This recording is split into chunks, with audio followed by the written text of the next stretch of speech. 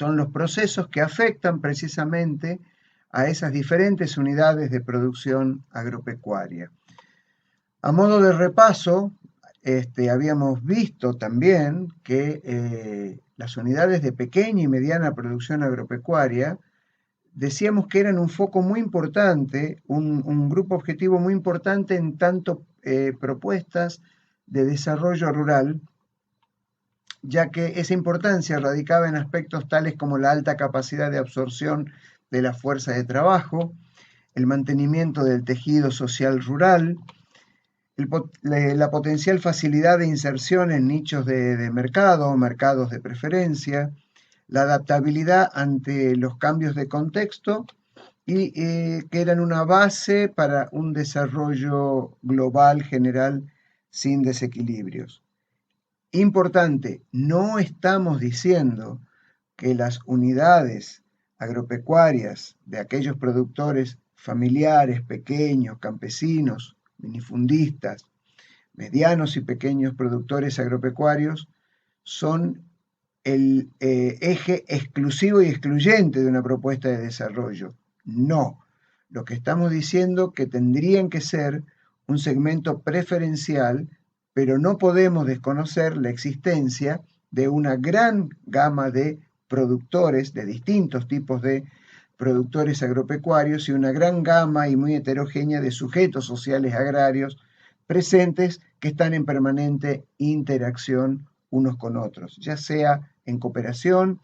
ya sea en competencia, ya sea con conflictos, pero existen e interactúan y todos deben ser tenidos en cuenta y deben ser considerados. Pero el foco de atención debería estar puesto de acuerdo a nuestro posicionamiento epistemológico con respecto al tema. El foco de atención, pensando en políticas de desarrollo rural, tendrían que estar puestos en los sectores de pequeña producción y mediana producción agropecuaria o producción familiar.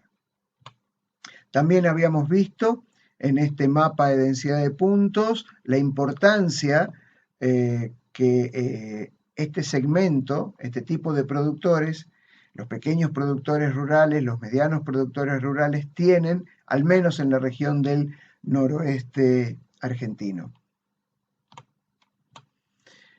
Y también habíamos hecho referencia a la importancia del análisis desde el enfoque de sistemas. Y es precisamente a partir de este análisis que vamos a hablar de algunas ideas sobre la heterogeneidad y la dinámica de los pequeños productores agropecuarios. Para eso nos vamos a basar en un trabajo fundacional que realmente marcó un punto de inflexión en los estudios sociales agrarios, que fue el trabajo de Miguel Murmis sobre el campesinado latinoamericano, publicado en el 1980 a través de la Protal. Entendemos que esa fue la primera publicación, insisto, de este trabajo que marcó un antes y un después, así como el redescubrimiento de los trabajos de Chayanov en el tema de la economía campesina en su momento marcaron un antes y un después. Creemos que el trabajo de Murmis también marcó un punto de inflexión muy importante en la posibilidad de comprender estos fenómenos de dinámica y heterogeneidad en el mundo rural. ¿Qué nos decía Murmis? Que un campesino, le vamos a llamar un campesino puro, esto lo vamos a poner entre comillas, es aquel que combina dos factores de la producción, tierra y trabajo familiar. Con el capital, como vamos a analizar un modelo teórico, Murmis al factor de producción capital lo deja constante, hace un ceteris paribus, como vimos en economía agraria, o en economía, o en administración de empresas. Por lo tanto, mantiene constante el capital como factor de producción y trabaja sobre los otros dos factores, tierra y trabajo, en este caso trabajo familiar. Entonces, retomo, Murmis, ¿qué nos dice? Que un campesino puro es aquel que, aplicando el trabajo familiar sobre el recurso tierra genera un producto P tal que reinvertido en la unidad productiva permite la reproducción año tras año, ciclo tras ciclo de la unidad, o como dicen los antropólogos, permite la reproducción de los reproductores. Por lo tanto, este es el modelo teórico que rige la lógica de lo que Murmi llama un campesino puro. Ahora bien, fijémonos que si nosotros hiciésemos una proyección del factor tierra, la ecuación no cambia porque siguen siendo proporcionalmente iguales, tanto el trabajo familiar sobre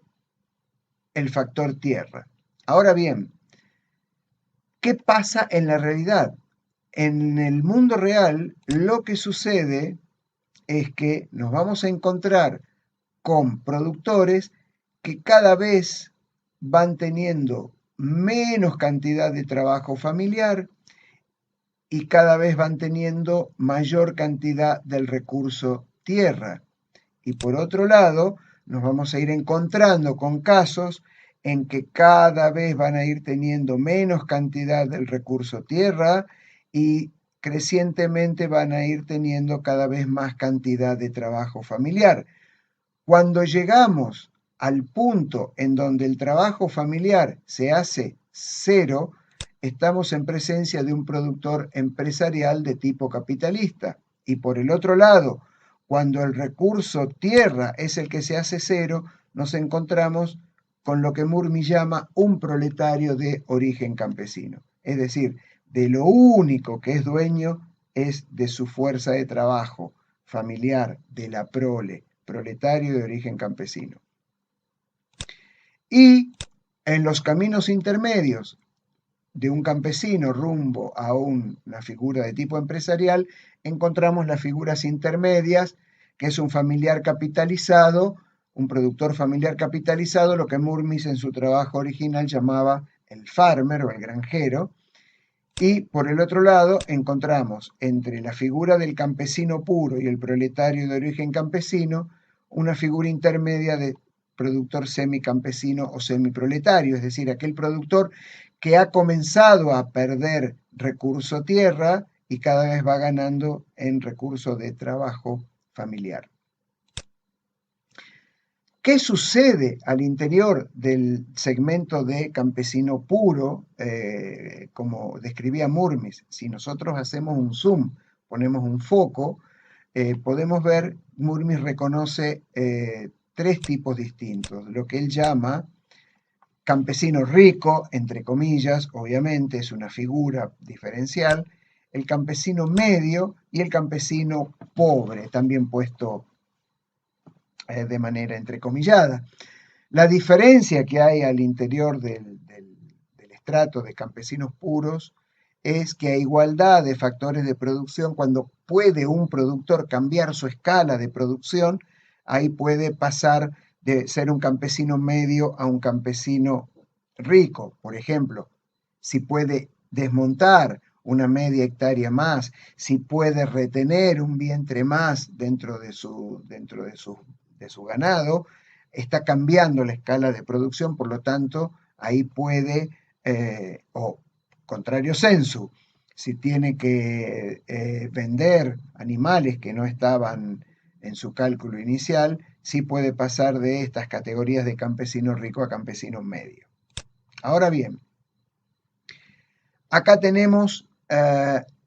toda la escala y las categorías de las cuales Murmis nos estaba hablando. Cuando los cambios se dan al interior del estrato de campesino puro, es decir, entre campesino rico, campesino pobre, campesino medio, ya sea que nos vamos para arriba o para abajo, pero estamos dentro de ese estrato de campesinos puros, decimos que estamos en procesos de diferenciación. Nos encontramos en un área en la cual hay productores que están en proceso de diferenciación, productores diferenciándose. Cuando estos cambios se originan entre campesinos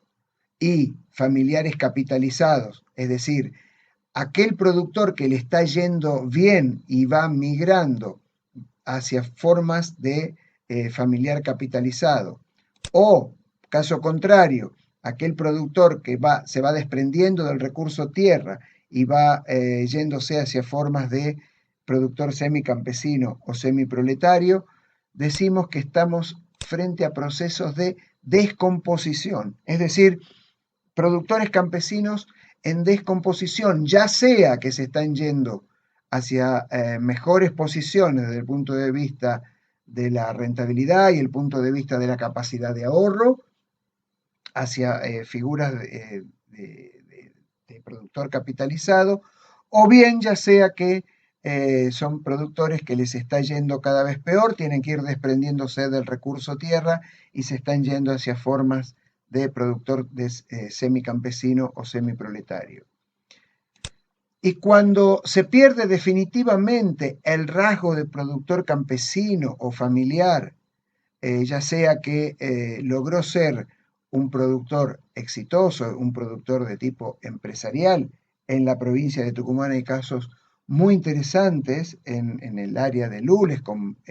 población boliviana, que han migrado hacia formas empresariales, o bien que definitivamente perdió toda su capacidad, pierde el recurso tierra, de lo único que le queda es el recurso del trabajo y migró, fue ya a formas de proletario de origen campesino, decimos que estamos frente a procesos de descampesinización, es decir, donde se perdieron definitivamente los rasgos de pequeño productor o productor campesino, ya sea que fue hacia formas empresariales o ya sea que se fue hacia formas de pauperización y llegó a ser, llega a tener la condición de un proletario de origen campesino. Esto es altamente relevante en la dimensión, en la posibilidad de ver, como dice el propio Murmis, que los campesinos están permanentemente en flujo hacia o resistiendo el flujo hacia. Y para nuestro trabajo de extensión, para nuestro trabajo de asistencia técnica, para nuestro trabajo educativo, el comprender este proceso, esta heterogeneidad y sobre todo la dinámica, la gran dinámica que esto presenta es sustantivo para nosotros, es sustantivo para nuestro trabajo, porque necesitamos conocer en qué fase, en qué proceso de esta dinámica se encuentran los distintos tipos de productores que tenemos presentes en nuestros territorios y en nuestras áreas de intervención.